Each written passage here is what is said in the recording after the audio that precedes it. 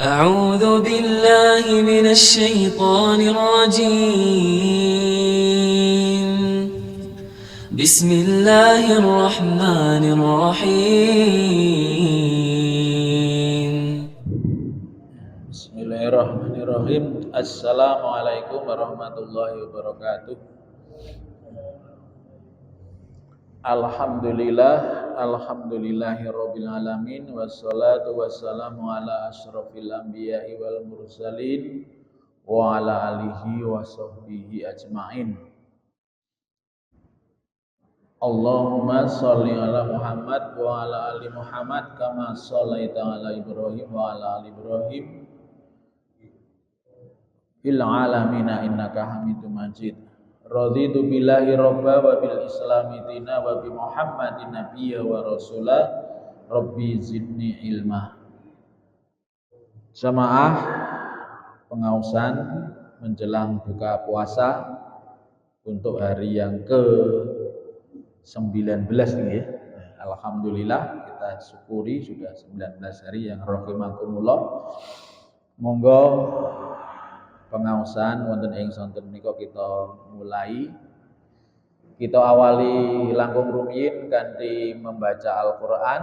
Kita terasakan menawi minggu kapengker sampun kita waos surat Al-Balad ya. Nah, saniki kita lajengaken surat As-Sams. Surat As-Sams. Juz amma kita surat As-Sams wa samsi wa duhaha. Kita lajengaken kita awali kanthi waosan Al-Qur'an langkung rumiyin saderengipun kita lajengaken membahas tentang hadis qudsi. Sampun pinanggih sedaya surat As-Sam was-samsi wa duhaha, ada 15 ayat ya.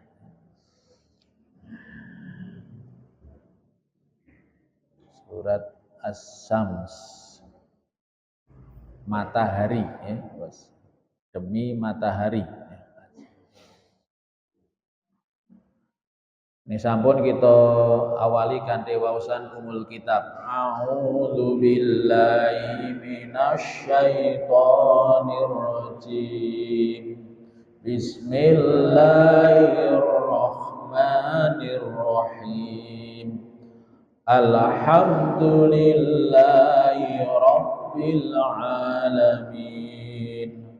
Ar-Rahmanir Rahim. Maliki yaumiddin. Iyyaka na'budu wa iyyaka nasta'in. Ihdinas siratal mustaqim. Siratal ladzina an'amta 'alaihim ghairil maghdubi 'alaihim waladdallin.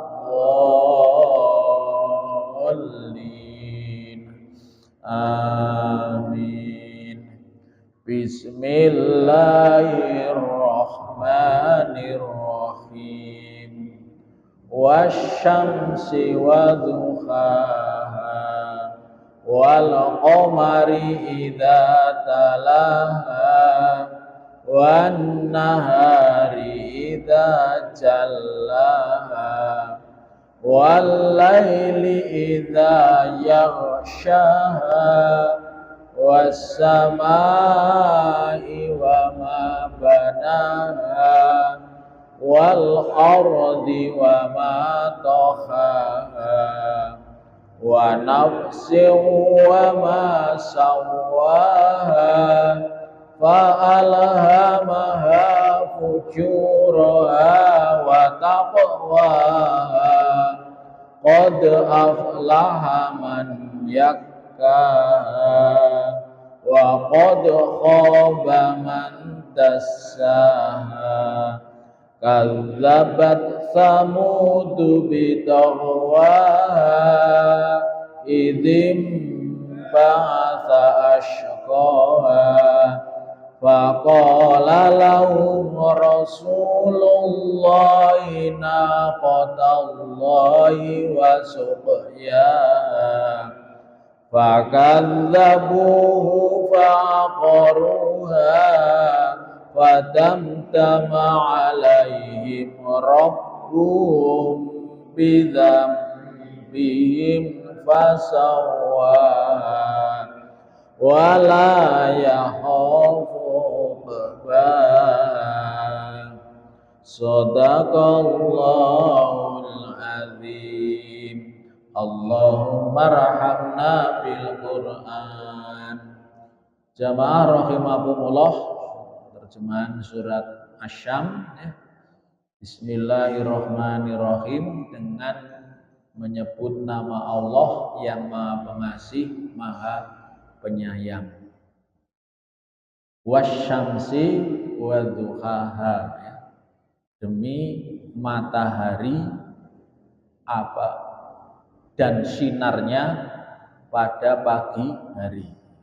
Wasyamsi demi matahari, wadzuhaha dan sinarnya pada pagi hari, pada waktu duha. Dan Allah bersumpah dengan ciptaannya, dengan makhluknya, matahari dan waktu duha. Berarti kita supaya memperhatikan betapa pentingnya matahari ini dalam kehidupan di dunia ini. Tanpa matahari tidak akan ada kehidupan, tanaman-tanaman tidak akan bisa tumbuh.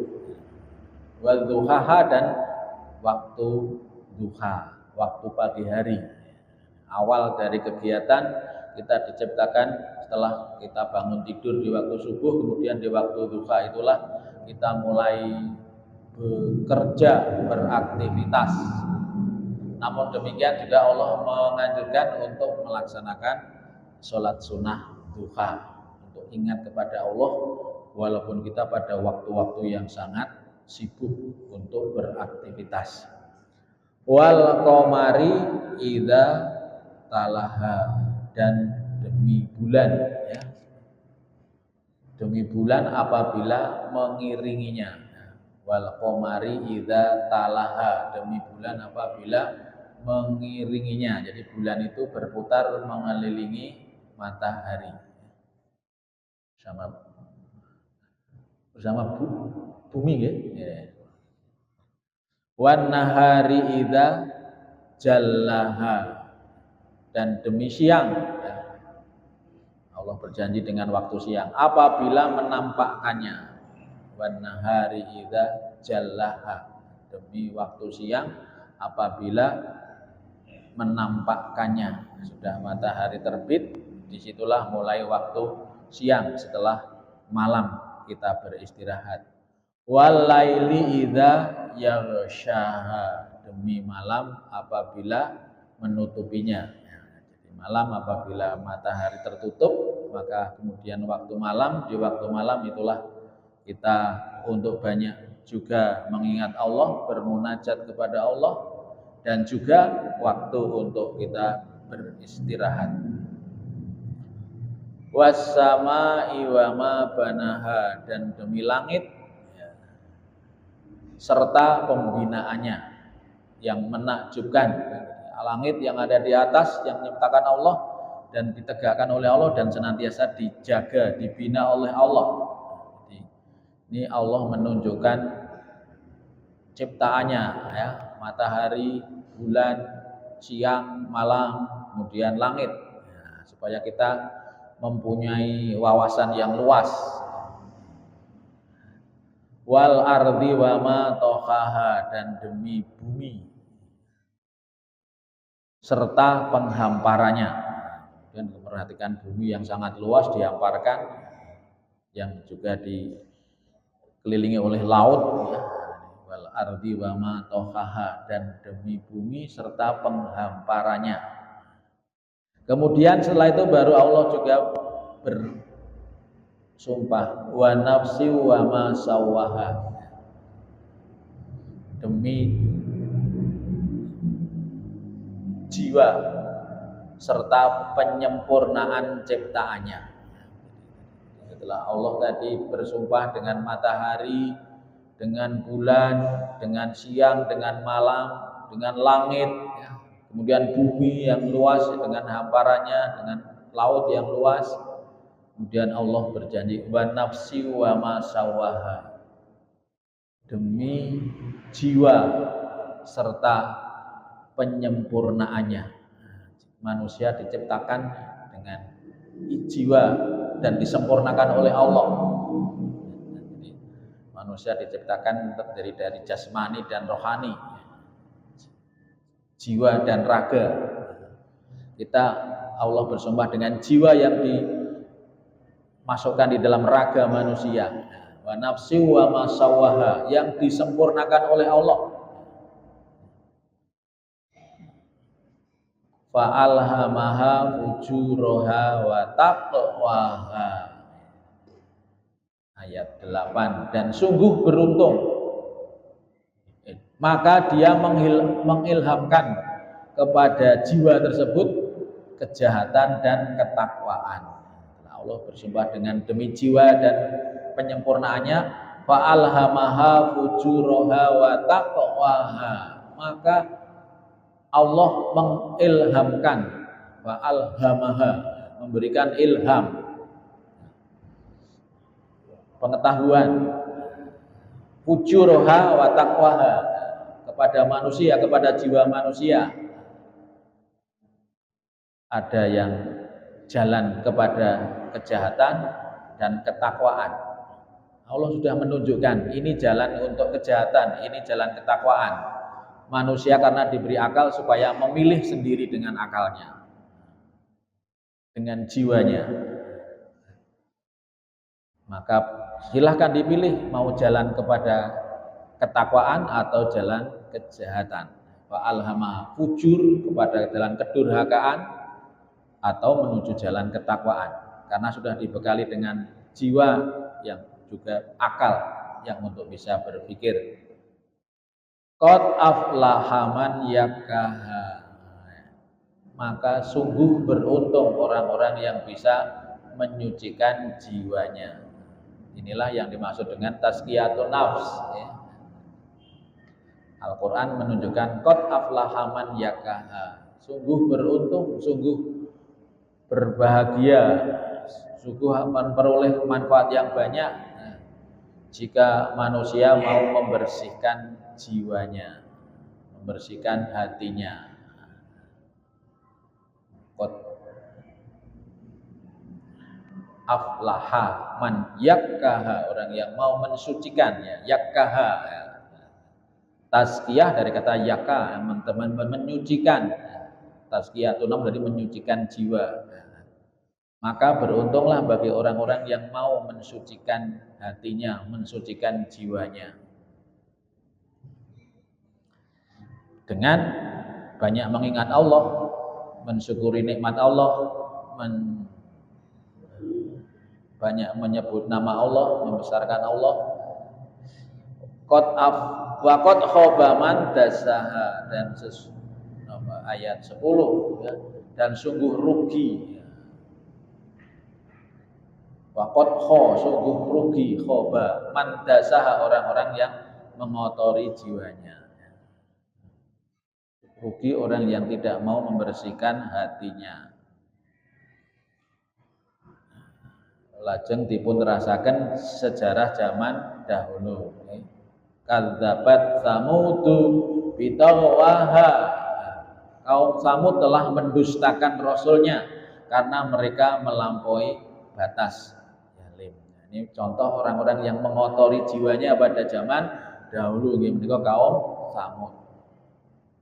Qad aflaha man yakaha wa qad khaba man dasaha kadzabat Samudu bitagwaha. Contoh orang-orang yang mengotori jiwa sudah diberikan contoh pada zaman dahulu. Kaum Samud, ketika kedatangan Rasul, mereka mendustakan, tidak mau mempercayai, berarti mengotori jiwanya dan melampaui batas. Idzim ba'atsa ashqaha, ketika bangkit orang-orang yang paling celaka di antara mereka. Idzin ba'atsa asqaha. Faqala lahum Rasulullah naqatallahi wa suqyaha. Lalu Rasul Allah Nabi Soleh ketika itu kaum Samud itu Nabi Soleh berkata kepada mereka, biarkanlah unta betina dari Allah ini dengan minumannya. Nah, jadi Nabi Soleh diberikan mukjizat, di situ ada unta, unta betina. Tapi karena kesombongan mereka mendustakan, maka unta itu malah dibunuh. Ya. Ayat 14, fakadzabuhu fa'aqaruha fadamdama alaihim rabbuhum bidzambihim fasawwaha. Namun mereka mendustakan apa yang disampaikan oleh Nabi Soleh, didustakan bahkan apa yang dianjurkan oleh Nabi Soleh dilanggar. Mereka malah beramai-ramai menyembelihnya. Karena itu Tuhan membinasakan mereka karena dosa-dosanya. Damdama alaihim rabbuhum bidzambihim fasawwaha wala yakhafu uqbaha, dan dia tidak takut terhadap akibatnya.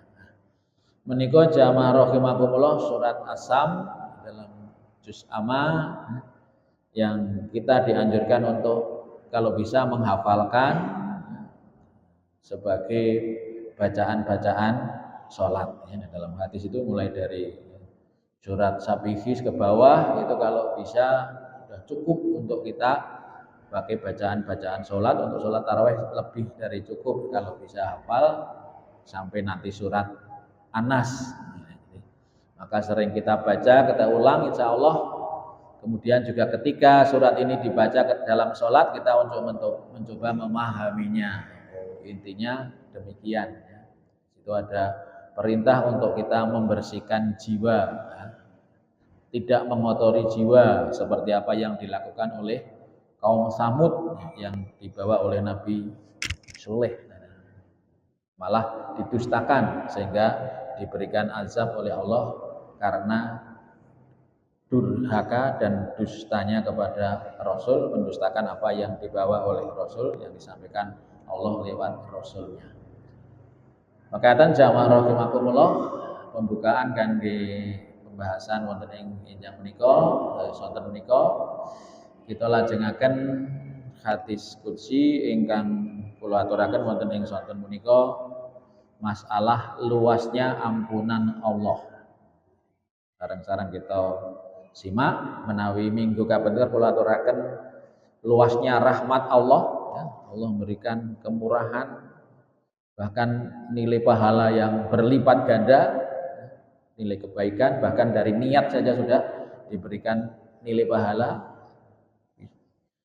Apa yang kita lakukan kebaikan akan dilipat gandakan, bisa 10, bisa 100, bisa sampai turun 700 sampai bisa lebih, tergantung dari niat kita yang ikhlas dan tingkat keikhlasan yang kita lakukan. Wonten ing sonten menika kula aturaken luasnya ampunan Allah. Hadis qudsi, Allah Subhanahu wa taala berfirman wonten ing hadis qudsi ingkang hadisipun kirang langkung mengatakan, ma ghadibtu ala ahadin ghadabi ala abdin ata maksiatan fata'adzomaha fi jambi afwi walau kunta muajjilan al uqubata au kanatil ajalatu min sya'ni la ajjalatuha li qanitina min rahmati walau lam arham ibadi ila min khaufihim minal wuqufi baina yadaya la syakartu dzalika lahum wa ja'altu sawabahum minhul amna lima khaufu. Hadis qudsi riwayat Rafi dari Najih bin Muhammad bin Muntaji dari Datundanya. Terjemahanipun memahami hadis qudsi memang radi sulit ya pemahamanipun, karena ini bahasa Al-Qur'an biasanya pun bahasa sastra ya, lagi bahasanya agak sulit, dan supaya diulang-ulang lah, kadang-kadang sudah baca 2 kali 3 kali pemahamannya dereng saged mlebet kata saudara.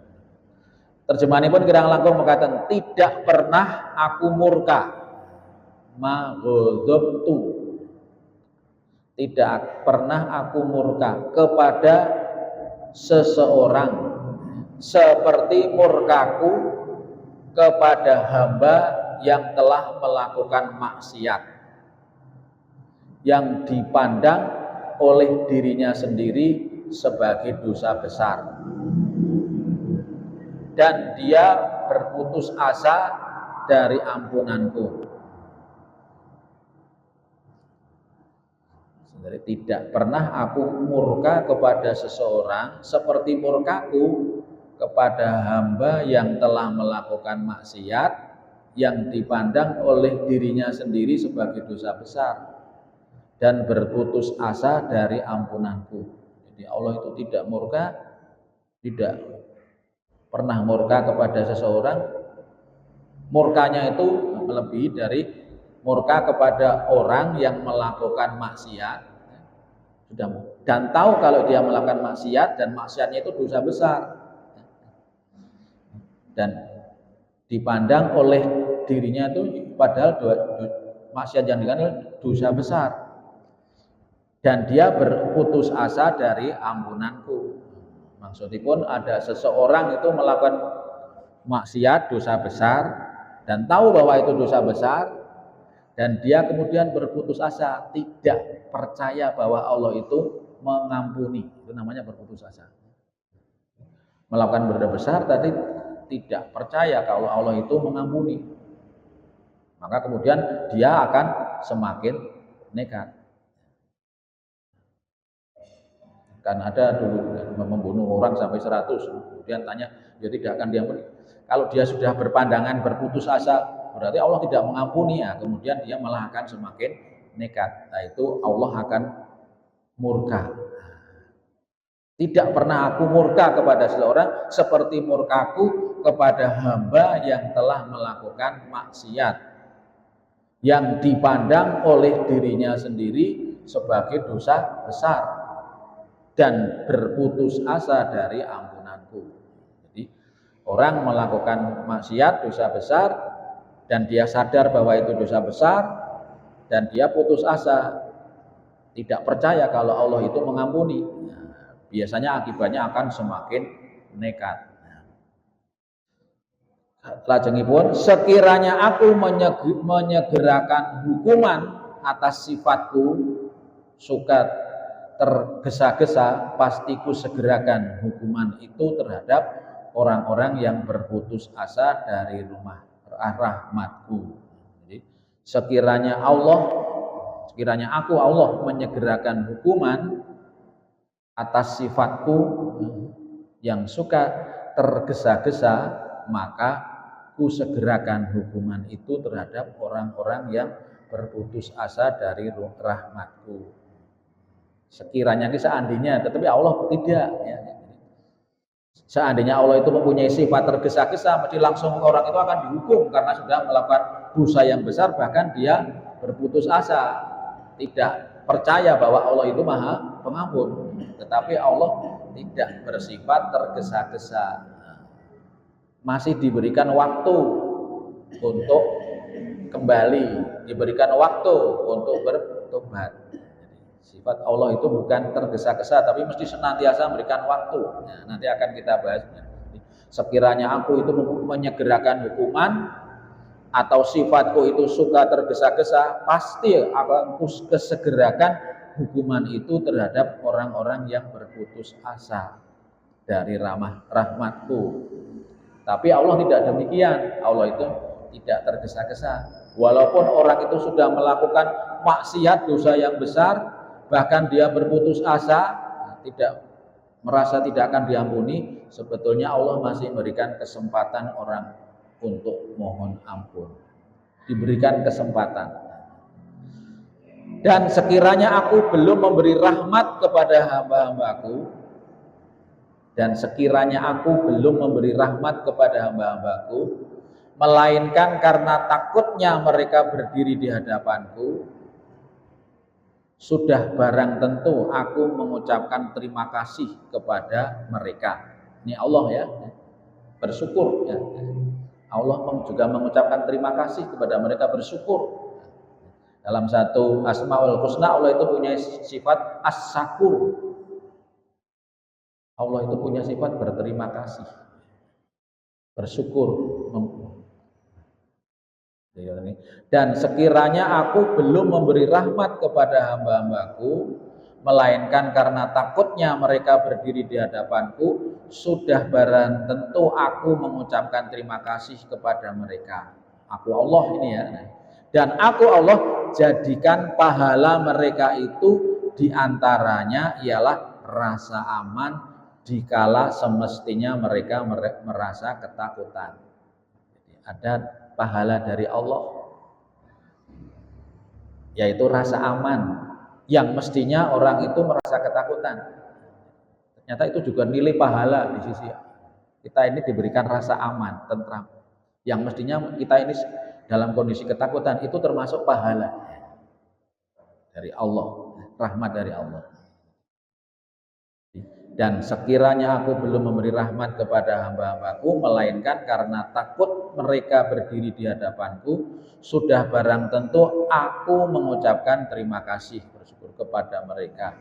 Dan aku jadikan pahala mereka itu diantaranya ialah rasa aman dikala semestinya mereka merasa ketakutan. Mestinya sudah merasa ketakutan karena sudah melakukan banyak dosa besar. Tapi dia di saat itu masih merasa aman, tenang. Itu diberikan merupakan pahala dari Allah. Dalam rangka tadi memberikan waktu dia untuk kembali. Menika jamaah rahimakumullah, intinipun hadis, lajeng penjelasanipun monggo sareng-sareng kita simak. Saya sudah membaca berulang-ulang, tapi kadang-kadang juga belum menemukan intinya di mana. Allah Subhanahu wa taala memberitahukan kepada kita lewat hadis qudsi menika bahwa Allah tidak pernah melakukan kemurkaan terhadap seorang hambanya sebagaimana murkanya terhadap hambanya yang pernah mengerjakan maksiat baik kecil maupun besar, dan orang itu merasa ngeri serta menganggap perbuatannya satu dosa yang sangat besar tidak termasuk dalam lingkungan ampunan Allah. Ia merasa putus asa dari rahmat Allah. Terhadap orang yang bersikap seperti inilah Allah sangat murka. Terus Allah itu sangat murka kepada orang yang melakukan dosa, apalagi dosa besar. Kemudian orang yang melakukan dosa besar tadi merasa Allah tidak mengampuni. Berarti kalau dia merasa Allah tidak mengampuni, itu namanya dia sudah putus asa. Kalau kita berbuat salah, berbuat dosa, kemudian kita masih merasa Allah Maha Pengampun, itu masih ada jalan. Tapi kalau Allah sudah tidak mengampuni karena berdosa-dosa yang sangat besar, itu namanya dia sudah putus asa. Itu Allah sangat murka. Ini penjelasan pun kira-kira mengatakan ya. Dalam hadis itu diterangkan bahwa sekiranya Allah memang suka terburu-buru melakukan atau menjatuhkan hukuman terhadap hambanya, atau sekiranya Allah memiliki sifat suka cepat dan terburu-buru bertindak, niscaya Allah telah menjatuhkan hukuman siksanya kepada orang yang berputus asa dari rahmat Allah. Jadi tadi disebutkan Allah itu sangat murka kepada orang yang berbuat dosa, tapi dia putus asa, merasa Allah tidak mengampuni. Seandainya Allah itu mempunyai sifat terburu-buru, Allah mesti akan langsung menghukum orang itu. Tetapi Allah itu tidak punya sifat terburu-buru. Dia masih memberikan waktu, kesempatan untuk kembali ke jalan yang benar. Mohon ampun. Jamaah rahimakumullah, dalam hadis di atas dapat diambil beberapa kesimpulan. Jadi di sini ada 4 kesimpulan. Kesimpulan yang pertama, Allah Subhanahu wa taala memang betul-betul luas rahmat dan kasih sayangnya. Allah tidak mudah dan tidak gampang begitu saja menjatuhkan hukuman dan siksaan kepada hambanya. Jadi kalau kita sudah berbuat dosa, itu kemudian tidak langsung diberi hukuman, mesti diberi tenggang waktu. Jadi kalau kita mendapatkan hukuman dari Allah itu mesti dosanya sudah panjang dilakukan. Dari hal ini Allah tidak, Allah Subhanahu wa taala memang betul luas rahmatnya dan kasih sayangnya. Allah tidak mudah dan tidak gampang begitu saja menjatuhkan hukuman dan siksaan kepada hambanya. Allah membukakan pintu taubat selebar-lebarnya. Mesti diberi kesempatan sebetulnya. Kadang-kadang saya tidak tahu atau tidak merasa, sudah diberikan, mesti diberikan kesempatan. Setiap kita berbuat dosa diberikan kesempatan untuk bertobat, untuk kembali. Hanya saja kadang-kadang kita tidak merasa. Barang siapa yang merasa melakukan kesalahan kepada Allah, segeralah rujuk kepada Allah, kembali kepada Allah dan bertobat dengan penuh keyakinan pasti diterima oleh Allah Subhanahu wa taala taubatnya. Itu kesimpulan pertama, Setiap kita berbuat salah, keliru, sebetulnya Allah memberikan kesempatan untuk bertobat. Allah tidak tergesa-gesa kemudian menghukum, itu tidak. Itu bukan sifat Allah. Itu termasuk sifatnya setan. Terburu-buru, tergesa-gesa. Dan juga kita biasanya kalau kita marah kemudian segera langsung memberi hukuman. Allah tidak, masih memberikan kesempatan untuk kembali, rujuk, bertaubat. Kesimpulan yang kedua, sifat terburu-buru dan tergesa-gesa bukan sifatnya Allah. Sifat itu adalah sifatnya iblis dan setan. Kita kok terburu-buru, tergesa-gesa itu makanya dilarang, jangan terburu-buru, tergesa-gesa. Semuanya dipikirkan lebih dahulu agar kita tidak termasuk golongan setan. Karena itu kita manusia supaya jangan bersifat terburu-buru dan tergesa-gesa, agar kita tidak termasuk dalam golongan setan.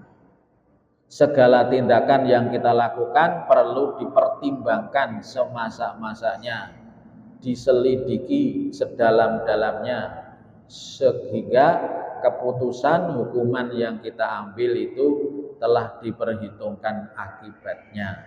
Ini pelajaran ingkang nomor kalih.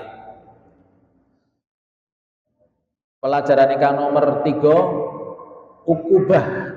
Ukubah utawi hukuman.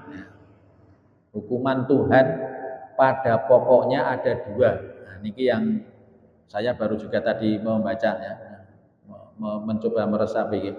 Hukuman Allah itu pada pokoknya ada 2, yaitu hukuman yang dilaksanakan di dalam dunia ini atau ditangguhkan nanti di akhirat kelak. Hukuman Allah itu ada 2, bisa dilaksanakan di dunia, bisa ditangguhkan di akhirat. Sehingga kita jangan orang itu banyak dosa, banyak sekali, tapi malah aman-aman saja. Itu karena Allah memberikan hukuman ada di dunia dan di akhirat. Justru kalau di dunia itu menunjukkan Allah itu maha kasih sayang, karena Allah sudah mengingatkan untuk kita kembali dulu. Itu tandanya Allah sayang kepada kita. Kalau Allah sudah memberikan ujian di dunia itu berarti menunjukkan kesayangannya. Jadi hukuman Allah itu ada dua, yaitu hukuman yang dilaksanakan dalam dunia ini. Jadi kalau di sini kan diberikan ujian, diberikan cobaan, itu adalah rahmat dari Allah supaya kita kembali mencari di mana atau letak kekurangan kita, di mana letak titik dosa kita yang kita lakukan. Dan juga Allah bisa menangguhkan hukuman itu nanti di akhirat. Kadang-kadang banyak berbuat dosa tapi di dunia aman saja, malah sukses ya. Tapi di akhirat tidak akan lepas dari hukuman Allah. Intinya hukuman ada dunia, bisa di dunia, bisa di akhirat. Hukuman yang dilaksanakan di dunia mungkin langsung, mungkin ditangguhkan. Bisa beberapa hari, beberapa minggu, beberapa bulan, bahkan kadang-kadang beberapa tahun. Tergantung kehendak Allah. Bisa langsung, tapi kalau Allah memberikan kasih sayang rahmatnya, bisa ditunda hari, bulan, bahkan bisa bertahun-tahun. Sebetulnya sudah melakukan dosa bertahun-tahun, tapi mungkin hukumannya, peringatannya baru setelah beberapa tahun. Hukuman yang dilaksanakan di dunia ini mungkin bisa langsung, mungkin ditangguhkan, bisa beberapa hari, minggu, bulan, bahkan bisa tahun-tahunan. Hukuman atau siksaan yang ditangguhkan mungkin dimaksudkan untuk memberi tempo kepada yang bersangkutan untuk bisa bertaubat. Kalau ditangguhkan itu berarti Allah memberikan kasih sayang untuk kita bisa mendapatkan jalan kembali bertaubat. Hukuman atau siksaan yang ditangguhkan mungkin dimaksudkan untuk memberi tempo pada yang bersangkutan untuk bertaubat atau bersyukur. Bertobat atau bersyukur. Ternyata hukuman ujian itu ada dua. Kalau di sini caranya bisa dengan bertobat berarti beristighfar, yang kedua bersyukur. Berarti kita itu bisa dihukum oleh Allah, diuji oleh Allah karena dosa. Yang kedua karena nikmat. Karena dosa tapi tidak mohon ampun, atau karena nikmat tapi kita tidak bersyukur. Padahal Allah itu memberikan nikmat yang banyak kepada kita. Wa in ta'udu nikmatallahi la tuhsuha. Allah itu memberikan nikmat dan kita kalau menghitung tidak bisa menghitung. Jadi bisa karena salah, bisa karena diberi nikmat tapi tidak bersyukur. Itu bisa diberikan ujian hukum oleh Allah ya. La in syakartum la azidanakum wa la in kafartum inna adzabil lazim. Jelas sekali ya. Orang yang tidak bersyukur diazab. Ternyata azabnya bukan karena dosa, karena tidak bersyukur. Kau diberikan ujian, nah ini mungkin karena kurang bersyukur. Tapi diberikan ujian mungkin karena salah. Adapun hukuman Tuhan di dunia berbentuk ujian seperti,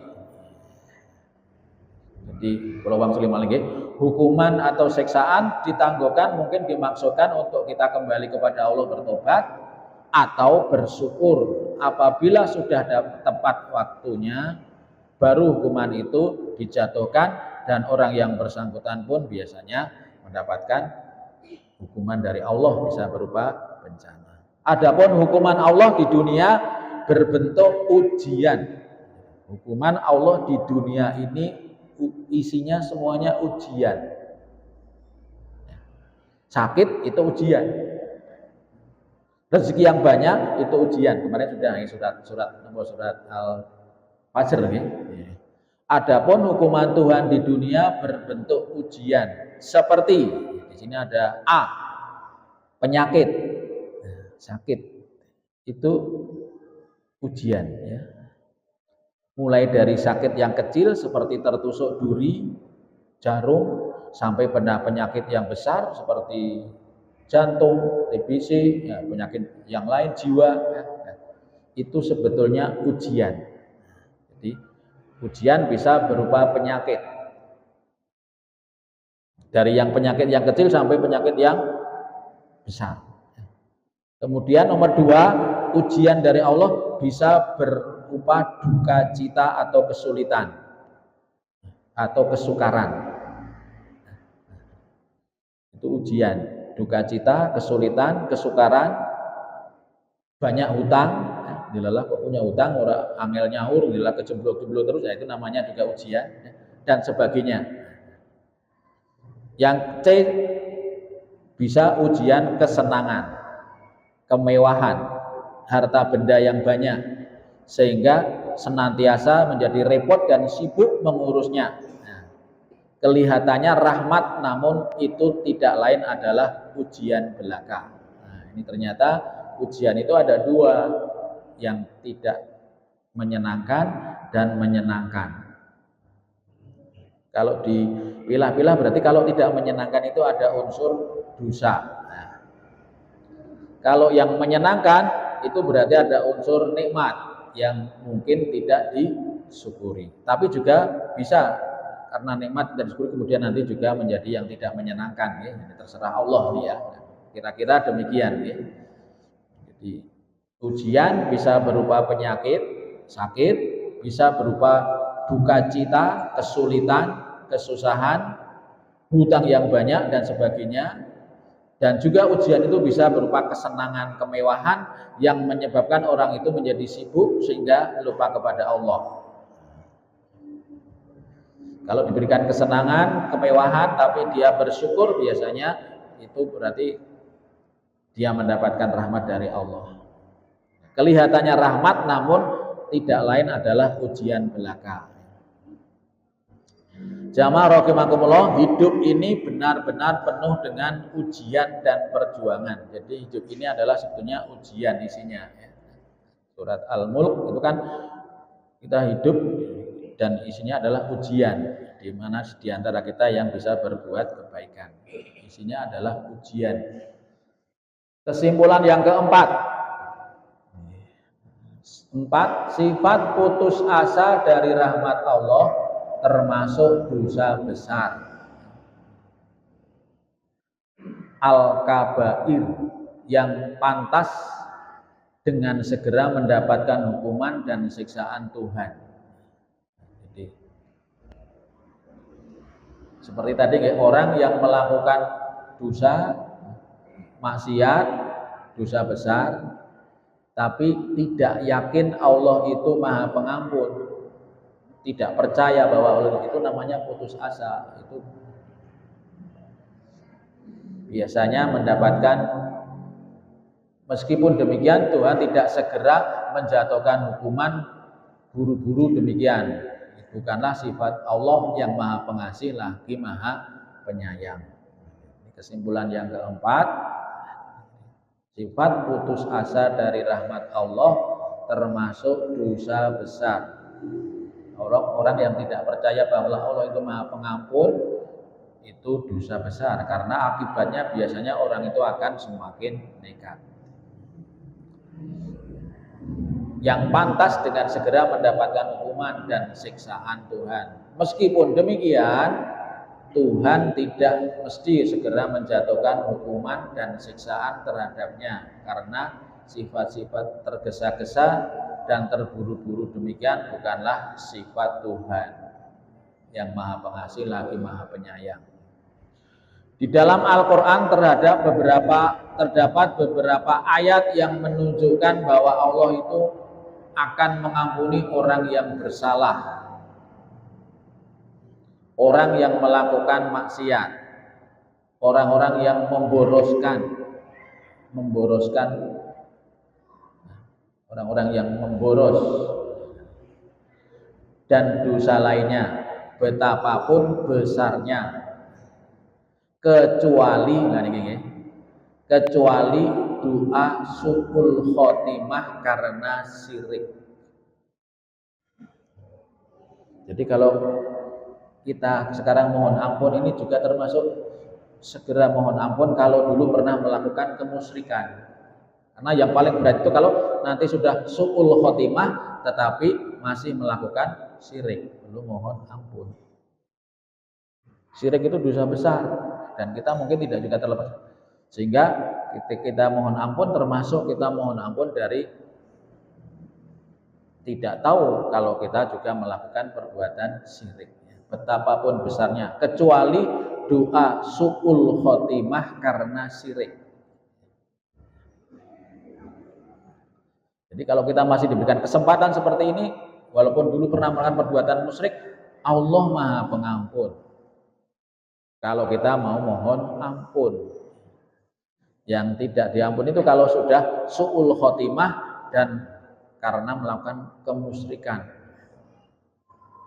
Hanya saja ya Allah juga melihat keikhlasan kita bermohon ampun, ya kita mohon ampun 1 kali 2 kali itu juga dilihat keikhlasan kita mohon ampun.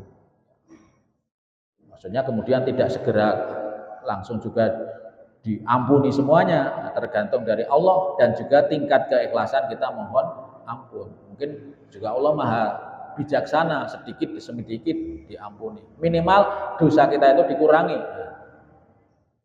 Sehingga timbangan dosa dengan amal kebaikan lebih baik amal kebaikan. Ini dalam kita mohon ampun ya. Di dalam Al-Quran terhadap anjuran untuk segera kembali bertaubat dan jangan menangguhkannya. Maksudnya kalau kita merasa ingat kita pernah berbuat syirik, ingat kita berbuat maksiat, segera saat itu mohon ampun. Tidak usah ditunda. Dalam Al-Quran terdapat anjuran untuk segera kembali bertobat. Wasyari'u ila maghfirati mir rabbikum. Jangan menangguhkan. Ketika kita ingat pernah berbuat dosa, ketika ingat kita berbuat maksiat, ya saat itu untuk kita mohon ampun, menyesal, kemudian berjanji tidak akan mengulang kembali, kemudian berjanji akan menutup dengan kebaikan. Itu yang namanya taubatan nasuha. Kita tidak mengetahui bila mana kita akan meninggal dunia. Ini maksudnya pun kalau kita ingat salah dosa segera mohon ampun karena kita tidak tahu mengetahui kapan kita akan meninggal dunia. Karena kalau sudah su'ul khotimah karena dosa syirik itu kita akan menjadi rugi. Sekiranya kita menangguhkan waktu taubat, mungkin kita mati dalam keadaan berlumuran dosa. Kita naudzubillah min dzalik. Itu maksudipun segera kita mohon ampun ketika kita ingat atau ketika kita melakukan dosa. Jadi kita ingat pernah berdosa, walaupun mungkin dulu sudah mohon ampun lagi karena belum tentu Allah mengampuni semua yang kita mohonkan ampun kepada Allah pada waktu kita ingat dosa kita. Apalagi kita baru saja melakukan dosa, maka kemudian kita ingat mohon ampun. Jamaah rahimakumullah, wonten Al-Qur'an surat Al-Zumar ayat 53 Allah menyampaikan qul ya ibadiyalladzi asrafu ala anfusihim la taqnatu min rahmatillah innallaha yaghfirudz dzunuba jami'a innahu huwal ghafurur rahim. Katakanlah wahai Muhammad, wahai hamba-hambaku yang telah berlebih-lebihan merugikan dirinya sendiri, maksudnya melakukan dosa ya. Yang telah melakukan berlebih-lebihan merugikan diri sendiri, dolim terhadap diri sendiri ya. Janganlah berputus asa dari rahmat Allah. Sesungguhnya Allah itu mengampuni segala dosa. Karena dialah Tuhan yang maha pengampun lagi maha penyayang. Jadi, orang-orang yang berputus asa dari rahmat Allah, merasa Allah tidak mengampuni, itu biasanya pun yang banyak terjadi orang yang bunuh diri itu karena putus asa. Orang kok bunuh diri itu biasanya dia putus asa dengan rahmat Allah. Sudah tidak percaya bahwa Allah itu maha pengampun. Kemudian biasanya banyak melakukan bunuh diri. Kebanyakan orang-orang yang bunuh diri itu karena putus asa. Sebabnya kalau diteliti dalam agama itu putus asa. Ya biasanya dalam kehidupan karena banyak menghadapi banyak masalah, ya. Banyak kesulitan, banyak cobaan, kemudian tidak bisa mengatasi, kemudian dia putus asa. Ketika putus asa, maka biasanya kemudian bunuh diri. Nah, dan bunuh diri itu termasuk yang tidak baik di dalam kacamata agama. Ayat berikutnya surat Al-Hijr, qalu basarnaka bil haqqi fala takum minal qanitin. Qala wa man yaqnatu mir rahmati rabbih illa dzalun. Mereka para malaikat berkata kepada Nabi Ibrahim, kami membawa berita gembira yang benar kepadamu, karena itu janganlah engkau menjadi orang yang putus asa. Tiada orang yang berputus asa dari rahmat Allah kecuali orang yang sesat. Nek mekaten jamaah rahimakumullah, yang saged kula aturaken njang wonten menika monggo sampun dumugi maghrib kula akhiri. Wabillahi taufiq wal hidayah. Assalamualaikum warahmatullahi wabarakatuh. Monggo kita doa. Bismillahirrahmanirrahim. سبحان ربك رب العزة عما يصفون وسلام على المرسلين والحمد لله رب العالمين. صدق الله